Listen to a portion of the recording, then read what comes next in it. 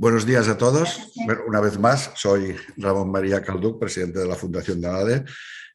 Encantado de estar aquí con todos vosotros.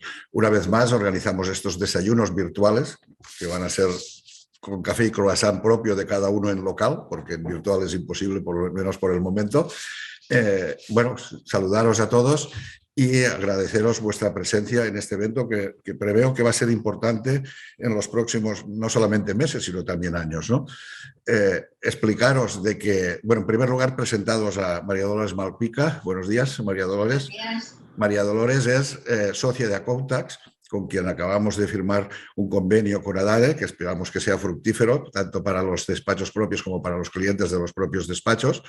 María Dolores ha sido miembro de del gabinete de diferentes consejerías de la Comunidad de Madrid, ha sido miembro también del gabinete de la presidencia de la Comunidad de Madrid y lleva más de 10 abogados en ejercicio profesional en los temas que le son propios y uno de los cuales nos va a hablar hoy aquí.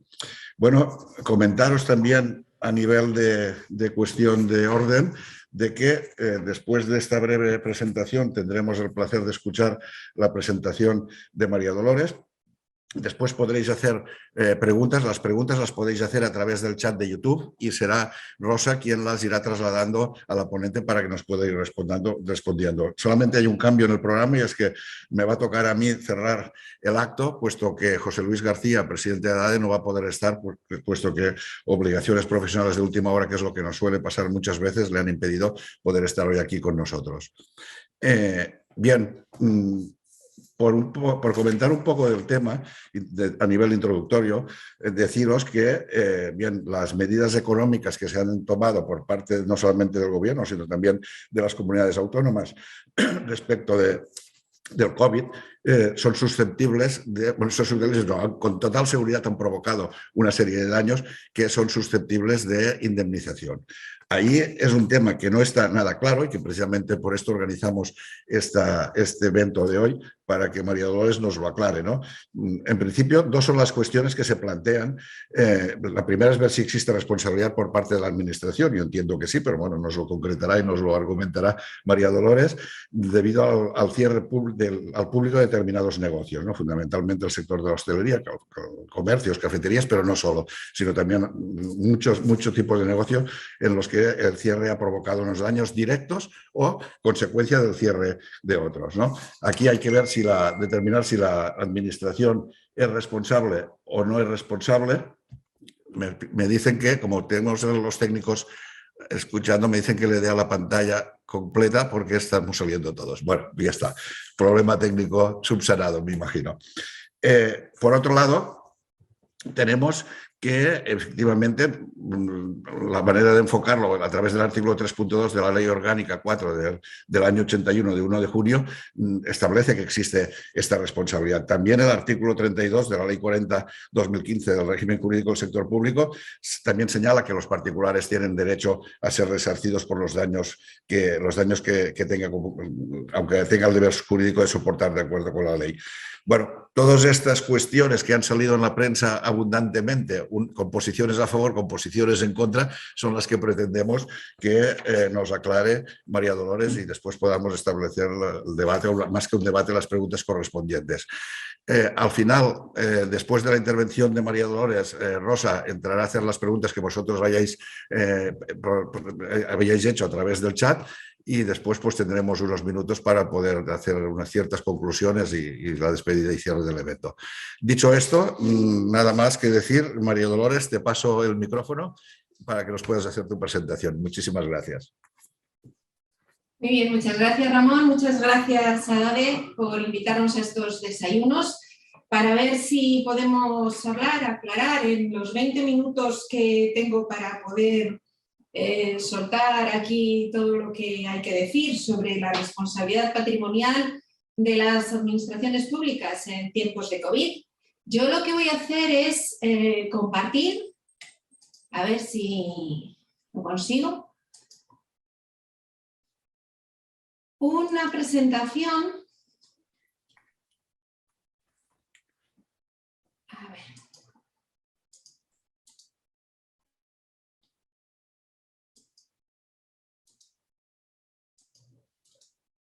voy a compartiros, perdonad, una presentación para hacer un poco más lúdico, porque visualmente siempre llega un poquito más.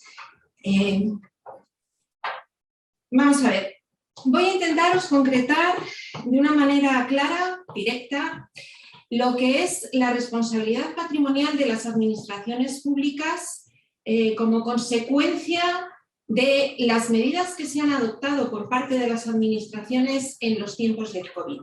¿Cómo ha afectado esto a las empresas? Que ya sabemos todos cómo ha afectado, lamentablemente, y si sobre ello tenemos alguna posibilidad de hacer algo o no hacer algo. Lo primero que queremos hacer es enmarcar la responsabilidad civil dentro de nuestro ordenamiento jurídico. Quien primero recoge la responsabilidad patrimonial de las administraciones públicas es la Constitución española en 2 artículos.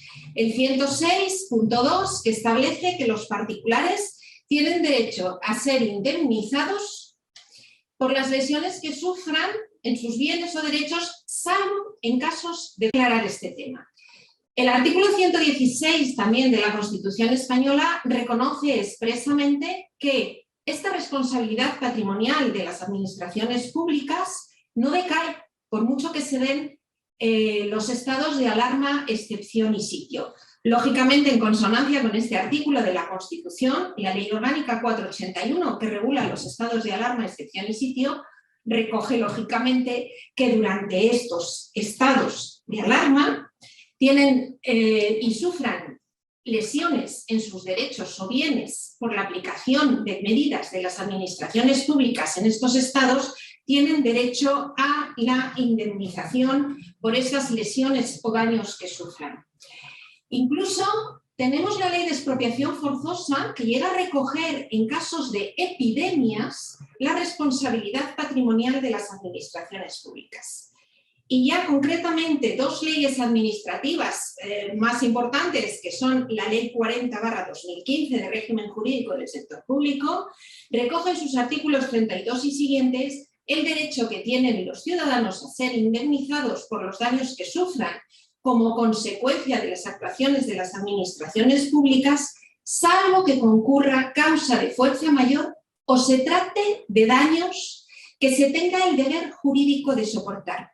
Incide en esto de fuerza mayor y el deber jurídico de soportar los daños, que son 2 cuestiones que luego ampliaremos y abordaremos de una manera más profunda, porque son quizás, sobre todo fuerza mayor, el tema que puede suscitar más dudas respecto a si podemos o no pedir al Estado una indemnización por los daños que hemos sufrido. Y por último, la Ley 39/2015 de procedimiento administrativo común en las administraciones públicas establece en su artículo 67 que el derecho a reclamar los daños nos prescribe al año desde que se produce el hecho que nos causa el daño o desde el momento en que se nos manifieste la lesión. Bien, pues una vez que hemos enmarcado ya en el ordenamiento jurídico y visto que se recoge ampliamente en nuestro ordenamiento jurídico que existe una responsabilidad patrimonial del Estado por sus actuaciones y un derecho de los ciudadanos a poder solicitar la indemnización por esos daños o lesiones que sufran, vamos a ver cuáles son los requisitos que se exige en nuestra normativa para que podamos realmente pedir responsabilidad patrimonial a la administración pública. Lo primero es que exista una actuación de la administración vía de hecho o vía de derecho. El segundo requisito es que exista un daño o lesión que sea antijurídica y que no tengamos la obligación de soportar. El tercer requisito es que exista un daño real, que sea efectivo y que sea cuantificable. El cuarto, que exista una relación de causalidad entre el hecho de la administración que nos causa el daño y el daño que se nos produce. El quinto es que no exista fuerza mayor. Y el sexto es que tenemos el plazo improrrogable de 1 año para poder reclamar. Entonces, se nos plantea teniendo en cuenta eso de que un daño que tengamos el deber jurídico de soportar o que exista fuerza mayor realmente en la COVID, ¿no se dan estos requisitos independientemente de los otros 4 que hemos visto? Pues la mejor manera de contestar a esto es analizar uno a uno cada uno de estos requisitos y veremos que efectivamente podemos reclamar a las administraciones públicas. Pero vamos a ir analizando los requisitos. El primero de ellos, actuación de la administración pública. Bueno, aquí no me voy a extender porque la actuación de la administración pública es tan obvia como que está publicada en el BOE. Ahí están los reales decretos que declaran los estados de alarma, así como todas las normativas, leyes que se dictaron de las llamadas transición a la nueva normalidad. Bueno, por lo tanto, este primer hecho es un hecho súper objetivo que se cumple y nada más tenemos que decir sobre él. El segundo, daño o lesión antijurídica. ¿Qué significa esto que ya hemos visto que nos dice la Ley 40/2015 que no se trate de un daño que tengamos el deber jurídico de soportar? ¿Qué significa que tengamos el deber jurídico de soportarlo? ¿Significa que la administración, para que no tengamos el deber jurídico de soportarlo y por tanto podamos reclamar, haya tenido que realizar un acto o legislar en contra del derecho? Es decir, antijuridicidad ¿es que el Estado actúe contra derecho? No, para nada significa que el Estado tenga que actuar contra derecho. Si evidentemente actúa y es inconstitucional, sería súper contra derecho, obviamente, pero no hace falta que lo que haga la administración tenga que ser contra derecho. Lo que quiere decir que no tengamos el deber jurídico de soportar es que quien sufre ese daño, no hay nada que la administración pueda hacer para que obligue al ciudadano a que llegue a arruinarse o a la práctica ruina de su negocio. En eso consiste la antijuridicidad.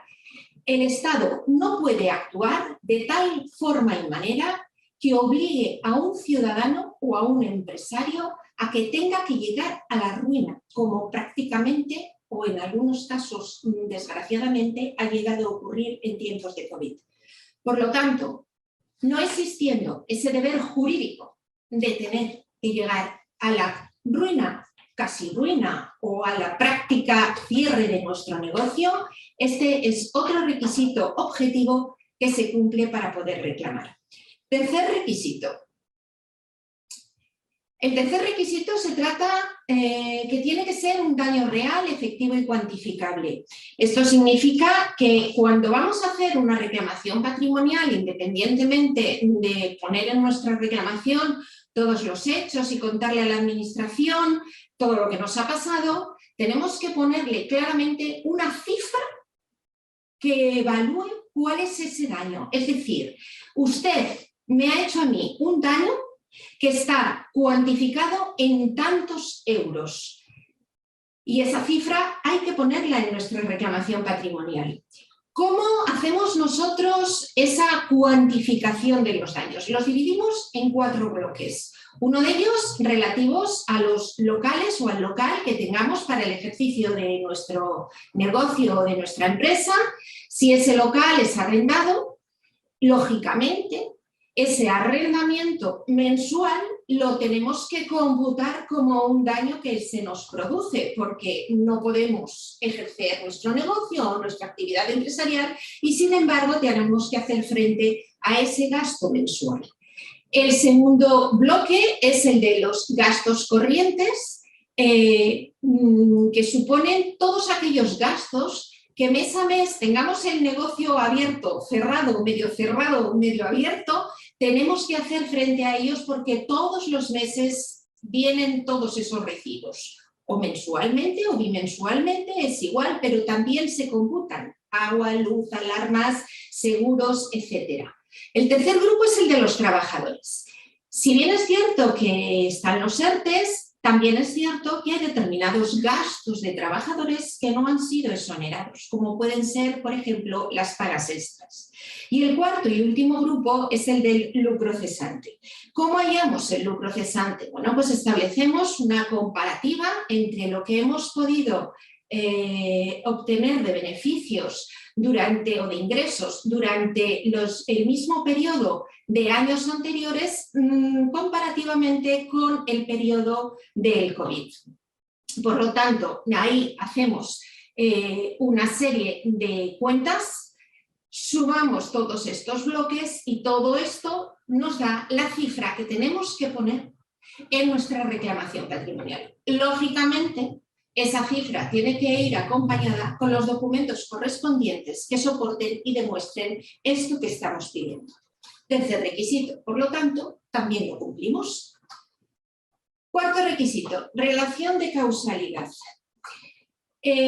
La relación de causalidad no significa que sea el COVID el que nos hace el daño. Bueno, el COVID nos ha hecho un daño de tipo sanitario y de mucho tipo, evidentemente, pero lo que se refiere a la relación de causalidad es que entre las actuaciones que haya llevado a cabo la administración pública y como consecuencia de esas actuaciones que ha llevado a cabo la administración pública en su aplicación, ha derivado en un daño que se nos ha producido. Es decir, ese nexo causal entre la actuación de la administración y el daño que se nos produce es un hecho que también es más que evidente. Por lo tanto, si nos han cerrado, nos han medio cerrado, la administración por sus actuaciones, la consecuencia directa es que nosotros ha repercutido negativamente en nuestro negocio y ahí está el nexo causal. Cuarto requisito, por lo tanto, que también se cumple. Quinto requisito, este es el más controvertido. Acuérdense que les he comentado antes que la Ley 40 hablaba del deber jurídico de soportar, que ya hemos dejado claro que no lo tenemos, pero nos queda la fuerza mayor. Y esas dos cuestiones son las que exoneraban a la administración de su obligación de poder indemnizarnos y a nosotros de poder pedir esa indemnización. Claro, ¿el COVID no es una causa de fuerza mayor? Pues vamos a ver que entendemos que absolutamente no y vamos a explicar por qué. Lo primero que hay que ver es qué es la fuerza mayor. La fuerza mayor nos viene del exterior, es imprevisible, es irresistible, es inevitable y todo ello de acuerdo con el estado de la ciencia, del conocimiento de la ciencia y de la técnica. Y entonces, bueno, pues durante el COVID es un tema tan sumamente tremendo que se nos sobrevino que realmente podríamos pensar, pues la fuerza mayor nos va a evitar el poder realizar una reclamación patrimonial. Pues les puedo decir que existen pruebas, hechos ciertos y constatables que nos demuestran que si la administración hubiera tomado las medidas oportunas en el momento que debió porque lo supo y sin embargo no lo hizo, de haber tomado todas esas medidas habríamos podido conseguir que los daños que se han producido y las derivadas de ellos hubieran sido mitigados o por lo menos bastante más reducidos. ¿Por qué decimos esto? Pues nos planteamos una serie de preguntas y las respuestas a estas preguntas son las que nos van a dar luz sobre esta afirmación de que realmente la fuerza mayor no existe. ¿Conocía realmente el gobierno la existencia del virus y cuándo lo conoció? ¿Actuó de acuerdo con la información que tenía cuando la tuvo en su mano? ¿Se tuvieron en cuenta todas las advertencias e informes que existían sobre la COVID por distintos organismos internacionales? ¿Actuó la administración entonces, en ese momento, como se debe de requerir a una administración pública, con celeridad, con prudencia y con las medidas adecuadas? Pues las respuestas a estas preguntas las tenemos, como les he dicho, en documentos, en informes y en hechos cronológicos evidentes que están ahí y que nos contestan a todas estas preguntas y nos dicen que el COVID, siendo el virus tan tremendo que es, se supo con bastante antelación y, sin embargo, la administración miró para otro lado y las medidas que tomó fueron tardías, muy tardías, y vamos a verlo con unos pequeños ejemplos que hemos puesto en la presentación sobre hechos constatables, verídicos y con pruebas.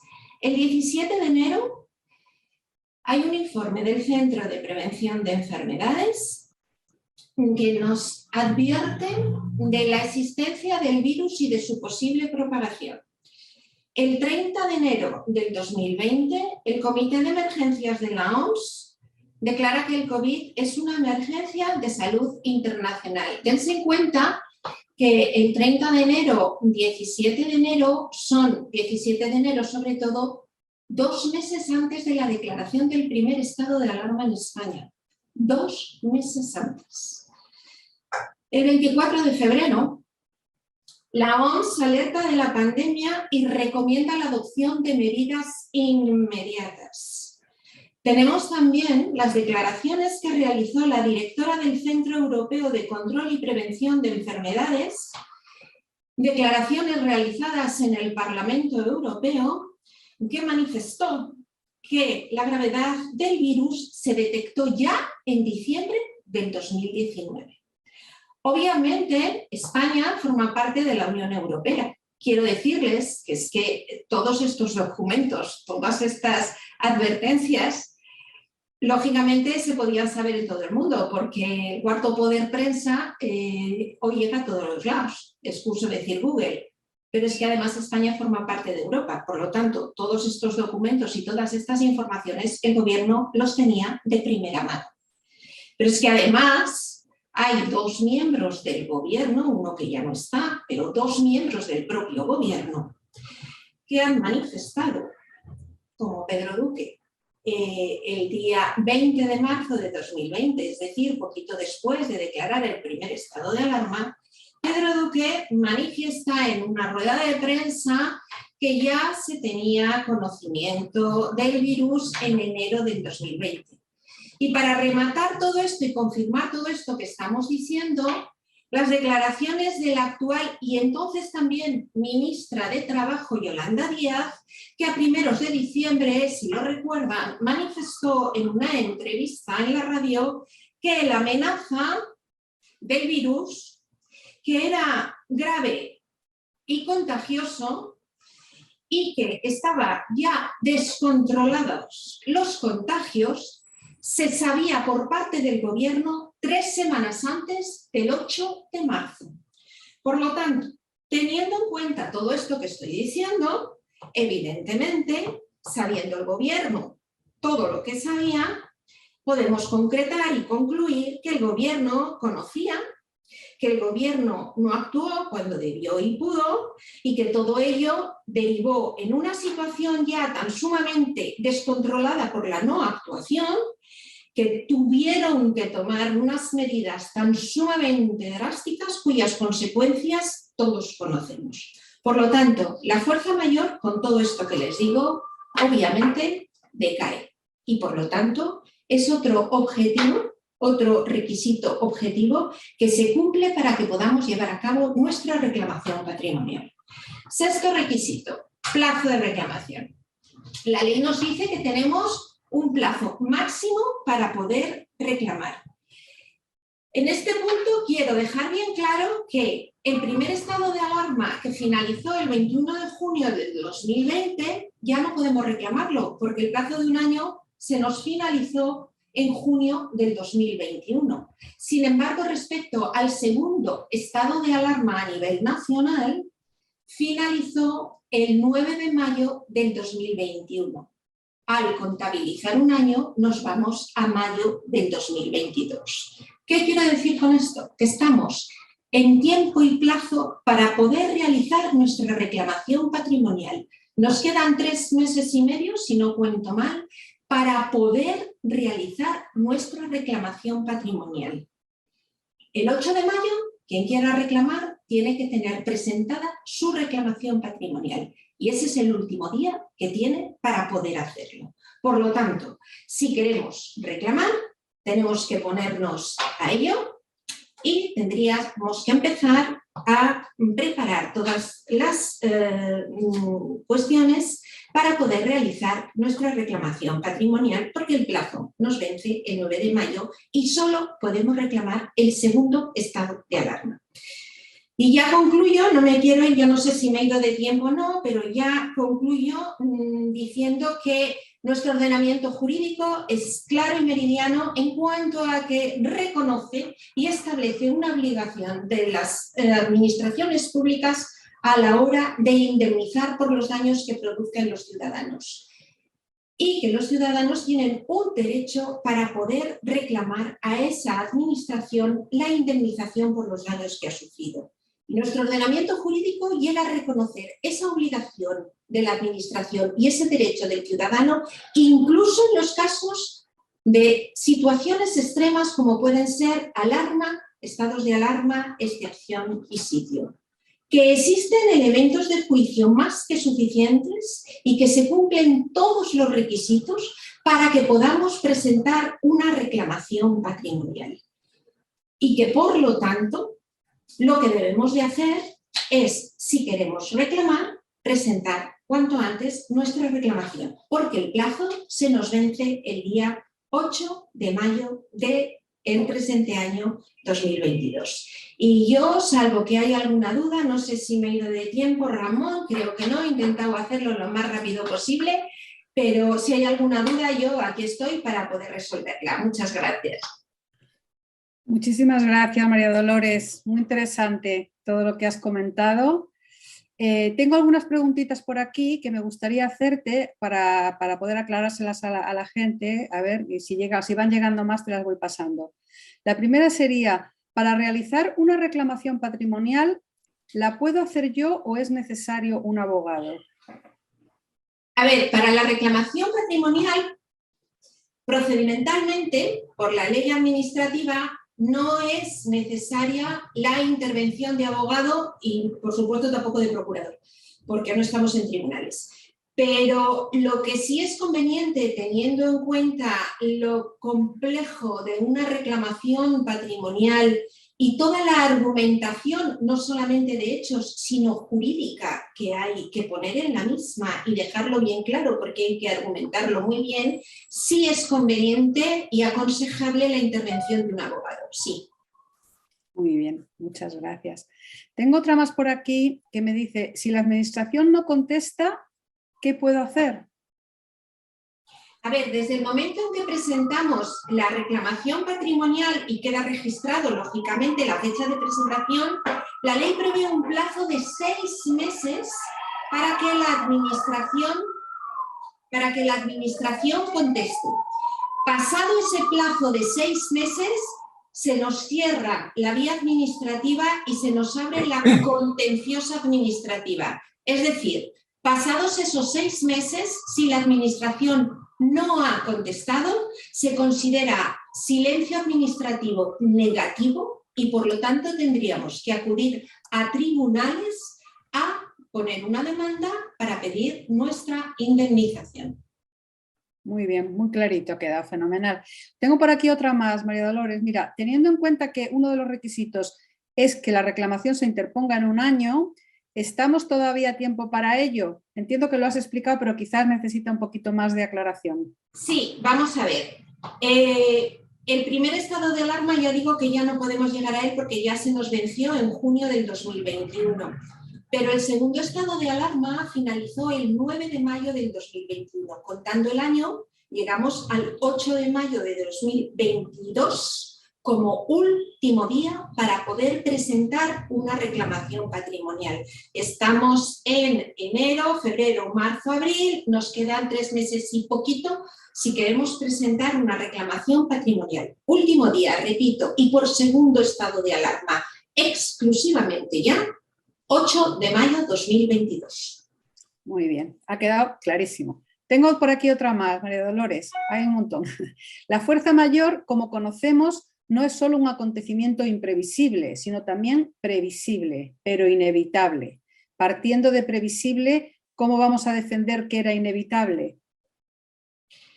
Vamos a ver, vuelvo a explicar un poquito todo lo que he comentado. Evidentemente, la fuerza mayor, lo evitable, si conoces un hecho y no pones medidas a ese hecho en general, máxime si eres una administración pública que tienes un deber, no solo jurídico, sino moral, ¿vale?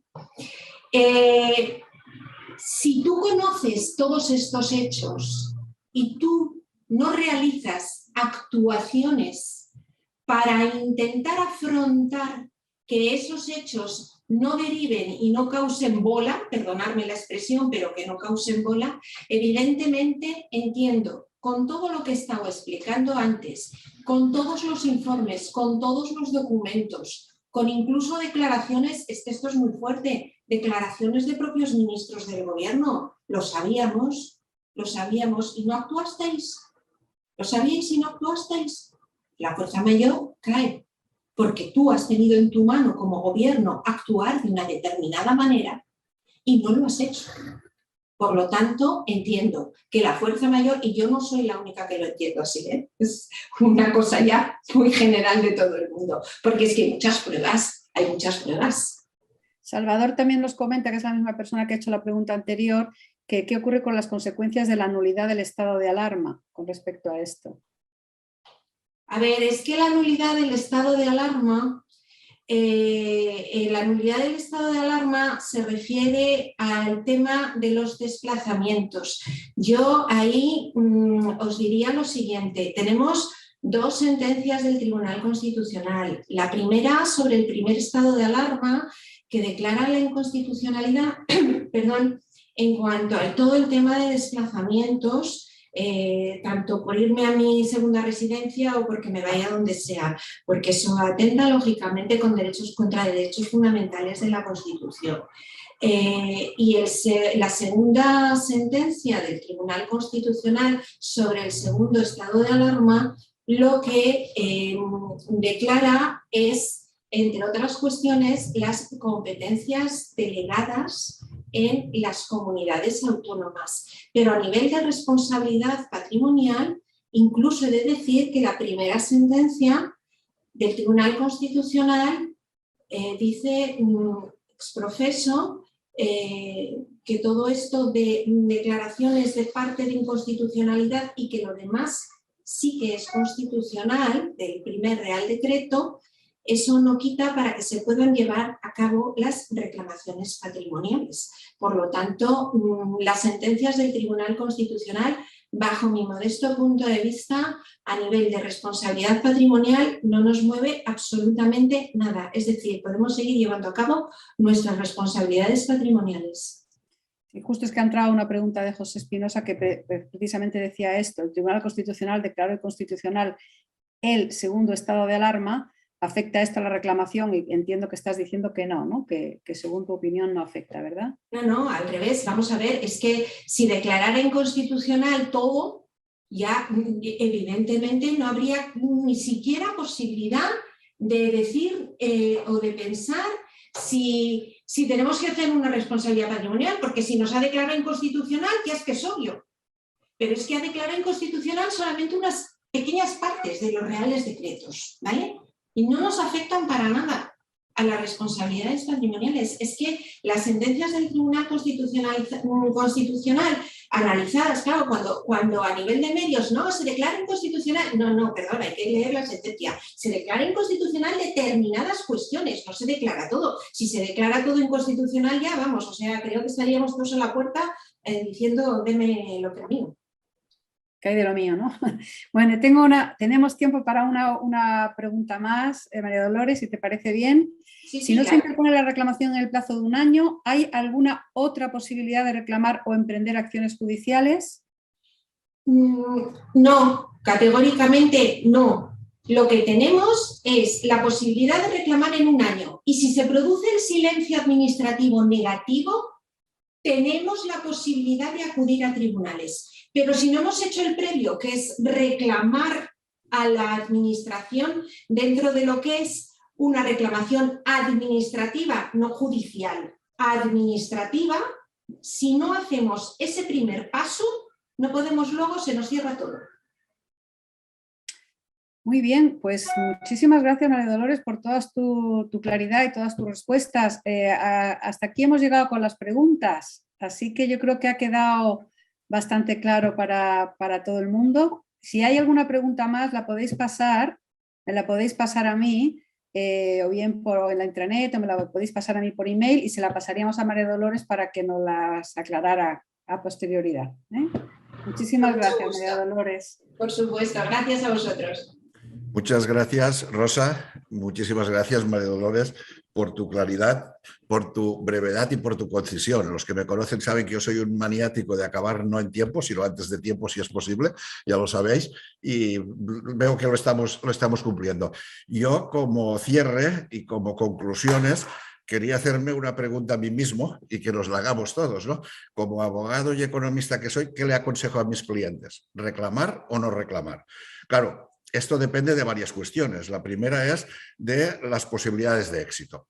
Y aquí es donde, y quiero referirme explícitamente al convenio entre Accountants y ADADE Consulting, hay una parte en este convenio que dice un análisis previo para ver las posibilidades de éxito. Por lo tanto, no es el todo a 1000 o el todo a 100, sino que es que cada caso concreto se analiza las posibilidades de éxito. Esta es una primera cuestión. La otra cuestión es el coste. ¿Qué coste tiene reclamar? Porque puedo ganar o puedo perder, es lo primero que piensa cada uno cuando va a empezar un pleito o va a iniciar una reclamación, ¿no? Bueno, en este caso también quiero deciros de que, a pesar de la calidad y del análisis previo y de todo esto, se ha llegado a un acuerdo de manera que para nuestros clientes el coste sea una parte a fijo absolutamente asumible, es decir, muy asumible, y por otro lado una parte a éxito, es decir, un variable que no se cobrará hasta en tanto en cuanto no se reciba la indemnización. Y si no se recibe, pues evidentemente no se cobrará.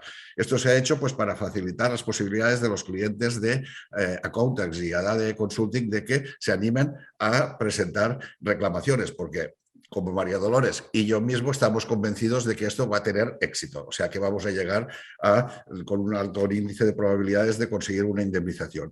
La otra cuestión, y lamentablemente en esta no puedo ser tan optimista, es la del tiempo. ¿Cuánto va a tardar? Bueno, pues ahí sabemos cómo funciona la administración en vía administrativa y también a nivel de justicia por la sobrecarga que puedan tener en los tribunales. Ahí el tiempo puede alargarse mucho. Ventaja, que mientras tanto no estoy pagando nada. Nosotros sí estamos trabajando, pero esto es el esfuerzo que hacemos en beneficio de nuestros clientes, ¿no? Ahí quiero también enlazar esto del tiempo con la pregunta que ha salido respecto a si es necesaria la intervención de abogado o no. Y María Dolores ha contestado claramente que sí, y yo también opino de la misma manera por una razón muy sencilla. ¿Alguien se piensa que en vía administrativa, que es la que hay que presentar antes del 8 de mayo, nos van a dar la razón? ¿Verdad que todos tenéis claro que la propia administración va a decir que no? ¿Qué viene después? La vía contencioso administrativa. Ahí sí se necesita un abogado. Por lo tanto, vamos a tener abogados del principio. Y más si estamos con un sistema retributivo para los profesionales en la que la parte fija es muy asumible y lo demás es un variable a éxito que no nos va a suponer ningún coste después por el hecho de entrar forzosamente en vía contenciosa administrativa porque nos lo van a rechazar en vía administrativa, ¿no? Bueno, yo quisiera nombrar otro tema, y menos cuando se está grabando, normalmente no es aconsejable, siempre me han aconsejado que lo diga, pero bueno, pues algún día me partirán la cara, pero acostumbro a decir lo que pienso. Y esto pasa fundamentalmente en clientes pequeños, empresas pequeñas y muy pequeñas. Y es, oye, sí, pero si reclamo en contra del Estado, en contra de la administración, luego voy a tener represalias, alias inspecciones de Hacienda, inspecciones de la Seguridad Social. Bueno, pues aparte de que el mundo es de los valientes, mi opinión es la contraria. Es decir, yo, administración, con el que se ha metido conmigo judicializando un tema, voy a ir con pocas tonterías. Porque sé que si ya con esto me lo está judicializando, reclamando lo que considera que es justo, como haga algún acto de represalia en contra suya, pues va a utilizar la misma vía judicial para contraatacar o contrarrestar este intento de ataque, ¿no? Por lo tanto, independientemente de que estoy seguro que todos sois valientes, no hay que tener miedo a las represalias de la administración por reclamarle lo que es justo. Y realmente no hace falta ser un visionario ni tener solo tocando con los pies en el suelo. María Dolores nos ha explicado las motivaciones jurídicas, pero las reales, las lógicas, las de sentido común, todas las tenemos muy claras, o no, que se ha actuado negligentemente. Bueno, dicho esto, no quiero alargarme más para cumplir mis propias palabras de acabar el tiempo y si puede ser antes mejor. Agradeceros vuestra presencia, deciros, porque ha habido mucha gente que me estaba mandando por el WhatsApp si esto se estaba grabando, si se lo podía pasar. Pues no, no se lo voy a pasar, pero sí se está grabando y lo vais a poder ver en el canal corporativo de YouTube de Acontacts y de ADADE Consulting a partir, me imagino que hoy mismo, y si no, a partir de mañana estará accesible en abierto para todos los que no hayáis podido asistir a esta interesante conferencia que nos ha dado María Dolores. Nada más, invitaros a que seguís participando de nuestros desayunos. El próximo se realizará en breve, la semana que viene o la próxima, será ya para el mes de febrero. Y agradeceros mucho la presencia, en especial a María Dolores y a Contacts. Y bueno, estoy absolutamente convencido de este convenio de colaboración que hemos establecido en la materia que nos ocupa. Va a ser exitoso y sobre todo va a ser muy beneficioso para nuestros clientes, que al final es de los que se trata. Muchísimas gracias y hasta la próxima. Gracias a todos. Gracias.